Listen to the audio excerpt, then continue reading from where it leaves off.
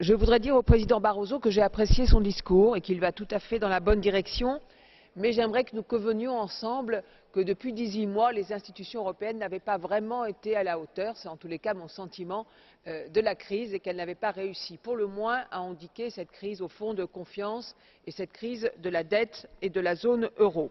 Et donc aujourd'hui, le résultat, c'est que notre Union européenne est affaiblie. Alors est-ce qu'un sursaut est possible? Vous l'avez dit. Bien écoutez, je souhaite que vous ayez raison à plusieurs conditions. D'abord, il faut mobiliser l'ensemble des acteurs politiques et l'ensemble des institutions européennes dans le même sens. Ensuite, il faut réaffirmer haut et fort les principes qui ont fait l'Europe, c'est-à-dire la solidarité et l'esprit communautaire.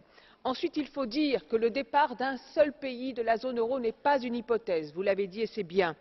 Ensuite, il faut poser sur la table un paquet d'ensemble cohérent. Guy Verhofstadt l'a dit, il en a donné le détail, je ne vais pas revenir dessus. Enfin, il faut avancer vers une vraie gouvernance économique, mais il faudra avancer également vers une vraie gouvernance politique.